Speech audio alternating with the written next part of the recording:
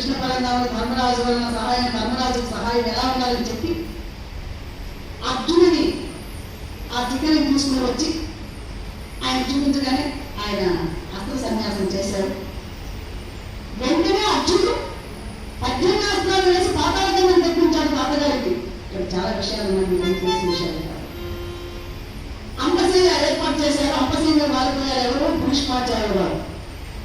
ఆయన ఎప్పుడైతే అంపశయ్య ఉన్నారు అమ్మా అమ్మా అమ్మ అంటున్న సమయంలో ఆ గంగను తెప్పించారు అర్జునుడు. ఇక దుర్యోధనకి ఇవన్నీ కలగడవు. తాతగారు గంగ నీళ్ళు అడుగుతున్నారు, కావాలంటే బంగారు కలిసి తీసుకుని వెళ్ళి ఇవ్వండి అంటాడు. అవన్నీ చల్లవరా, నాకు గంగ అంటే పాతాళంలో మా అమ్మ రావాలి అంటాడు ఆయన. ఆ పని చేయగలరు అర్జునుడు నిరూపించాడు. జాగ్రత్తలు ఇక్కడే కూడా చెప్పాడు. అయినా అంతే కదా, వినడు. సరేనని వెంటనే కర్ణుడు తన మిత్రుడు కర్ణుడి దగ్గరికి వెళ్ళి, కన్నా మిత్రమా, కన్నా ఏ మిత్రమా, తాతగారు అప్పసేన మీద వారిపోయారు, ఇప్పుడు ఏం చేయాలి? ఇక్కడ ఆ పక్కన సైన్యాధిపతి ఎవరు ఉంటారు? ఈ యుద్ధానికి ఏంటి పరిస్థితులు అని చెప్పి అనేక విషయాలు బాధపడుతుంటే కర్ణుడు చెప్పాడు, మిత్రమా దుర్యోధన ఈనాడు రాజ్యానికే గురువు, వ్యూహ నిర్మాణ కుశుడు, దక్షుడు కూడా. ఎవరు? మన గురువుగారు ద్రోణాచార్యుడు. ఆయన సైన్యబద్ధం కంటే ఒక తప్పుడు విజయమే ఈ భారతదేశంలో మనకి వచ్చేస్తుంది అన్నాడు. సలహా ఇచ్చేవాళ్ళు ఇస్తే ఉండదు, అడిగే వాళ్ళు ఎక్కడ ఉన్నారు, ఏం చేద్దాం. సరేనని వెంటనే పవిత్ర జలం తీసుకుని వచ్చి ద్రోణాచార్యుడు విడాడానికి వెళ్ళి గురువుగారికి పాదాభిషేకానికి అభిషేకం చేసి పాదాలు నమస్కరించారు. ఒక బ్రాహ్మణోత్తరుడి దగ్గరికి వెళ్ళి మనము పాదాలు నమస్కారం చేసి గురువుగారిని నమస్కరించామనుకో, వారికి ఏదైనా కాస్త సంభావన ఏది ఇచ్చినాడు చాలు, ఈ రాసిన విషయాలను కూడా చెబుతూ ఉంటారు. మనం చెప్పగలరు. ఆనందపడిపోయాడు ఎవరు? ద్రోణాచార్యుడు.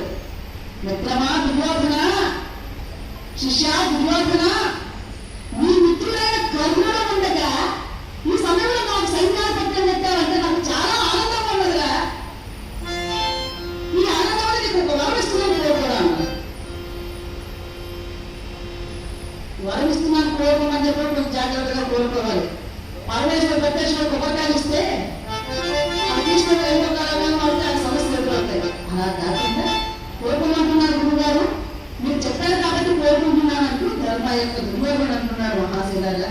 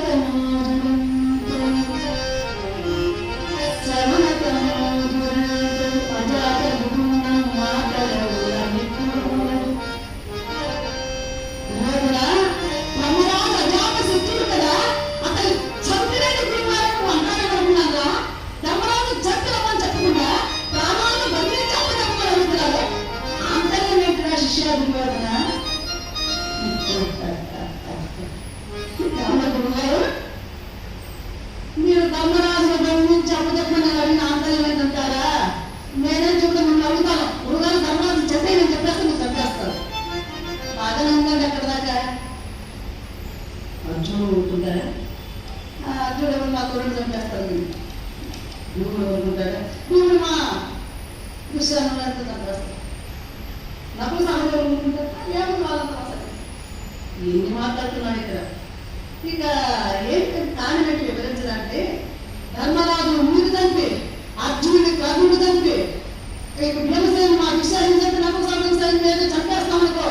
కానీ ఆ నల్లవాడు ఆ గొల్లవాడు ఆ నందనందను ఆ శ్రీకృష్ణుడు ఉన్నాడే ఆయన ముందుంటారా? ఏం చేస్తారేంటి? ఏం చేస్తారంటారు ఏంటంటే గురువు గారు మీరు? ఆయన ఏం చేస్తారు చెప్పనా?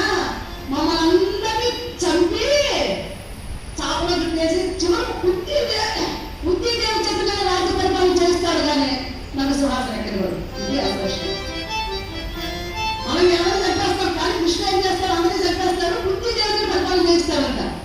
అప్పుడేం చేయాలి? మన బాగా ఎందుకని దానిలో మీరు పని చెప్పండి. సరే పని చెప్పలేకపోతే ఏం చేస్తావు? జోరు మాట్లాడాలి.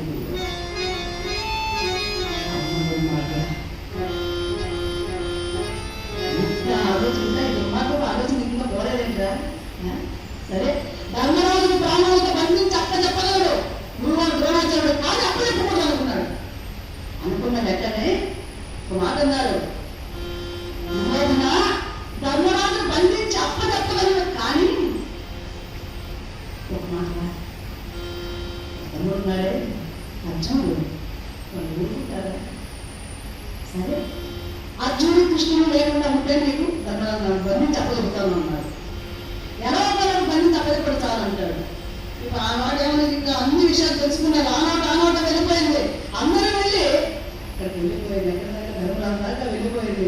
ధర్మరాజు కింద అయిపోయాడు. ఒక్కసారి వెళ్ళిపోయి బాబా కృష్ణ తమ్ముడు అర్జున నవ్య సహదేవ సాక్షికి వచ్చేసాను. ఏం కావాలి? ఏం వస్తున్నాడు? చూసావా బాగా మా తమ్ముడు గురువు గురువుగారి రాజ్య పట్టాభిషేకం జరిపించాలంట. ఏంటి సైన్య పట్టాభిషేకము. కానీ ఆయన ప్రాణాలతో బంధించి అప్పచెప్పని అడిగారు. మీరు బంధించి అప్పచెప్పేస్తారంటే బాబా రేపు జరగబోయే యుద్ధంలో మీరు ఉన్నారు బాబా అన్నాడు. ఎక్కువ పైకి లేచాడు. పక్కన ఉన్నారు చూడు అన్నయ్య ఏంటి మాట్లాడుతున్నది? నిన్ను బంధించి ఆయన అప్పచెప్పడానికి ఆ యొక్క ధర్మరాజాడే కాదు కదా. ప్రతిలో నెరవేర్చుకోవడం శక్యమే.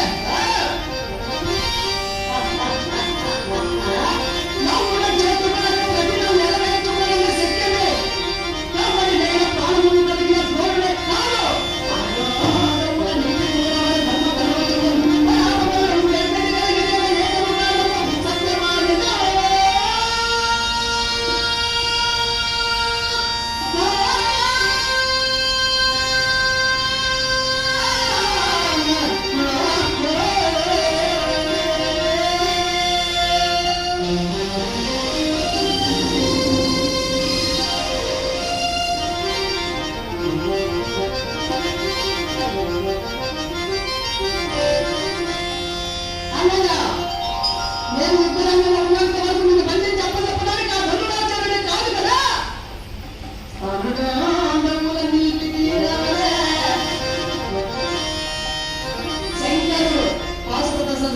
ఆయన వచ్చి నిలబడినా నన్ను జయించగల వీరుడు ఎవరు లేరు. నువ్వు భయపడాల్సిన అవసరం లేదు. నేను ఇప్పుడు కదా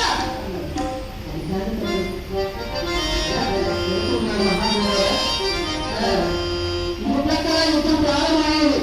ధర్మరాజు బంధించి అప్పచెప్పడానికి చాలా ఊరుతున్నాడు ఎవరు ధర్మరాచార్యుడు. కానీ సాధ్యం కావడం లేదు. 11వ రోజు యుద్ధం జరిగింది. అయినా సాధ్యం కాలేదు. అప్పచెప్పుడు మానేశారు పాపం. 12వ రోజు యుద్ధం జరిగింది. ఆ రోజు కూడా సాధ్యం కాలేదు. ఎవరిని ధర్మరాజు బంధించి అప్పచెప్పడానికి ద్రోణాచార్యుడికి. ఆ రాత్రి గుడారానికి వెళ్ళి ఏమంటారు చెప్పారు, మీరు ధర్మరాజును బంధించి అప్పచెప్తానన్నారు అంటే శిష్యులను ఊరుకున్నారా మీరు? అరే గురుగారు సాగరా మాట్లాడి అనవసరం. నేను ఆ ముసలివాడిని వయసు అయిపోయినవాడిని. వాడు అర్జునుడు బాణాలు వేస్తే గురువు ఎలా నా సులువు తట్టుకోలేకపోతున్నాను. నా వల్ల కాదురా. నేను చెప్పాను కదా ధర్మరాజు బంధించి నీకు అప్పచెప్పాలంటే అర్జునుడు కృష్ణుడు లేకుండా ఉండాలని చెప్పినాను కదా. ఇవన్నీ ఏర్పాటు చేయమని అలాగే నేను చెప్పి వెంటనే సుశర్మని పిలిచాడు. ఎవరు? దుర్యోధనుడు. సుశర్మ ఈ వినోదమైన కీచకుడు మరణించాడు.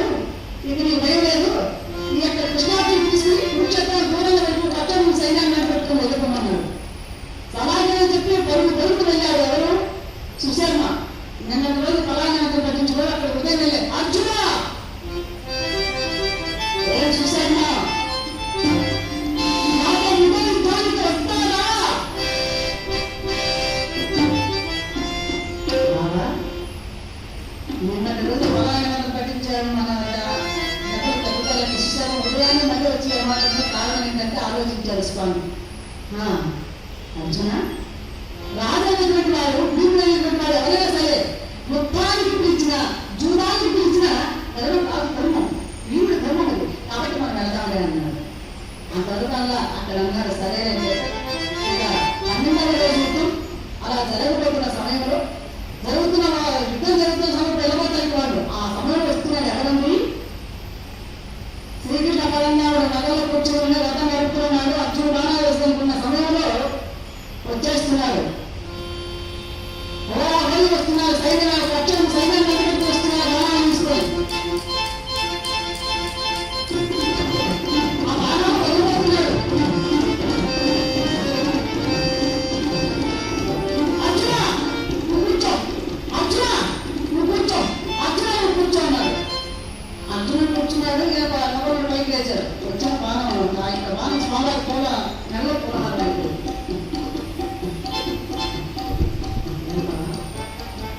చూసే వాళ్ళకి ఏమనుకుంటున్నాను, అర్జునుడు చేత కాకపోతే మాకు కృష్ణుడు మాయ చేశారు ఆ బాణాన్ని అనుకుంటారు కదా.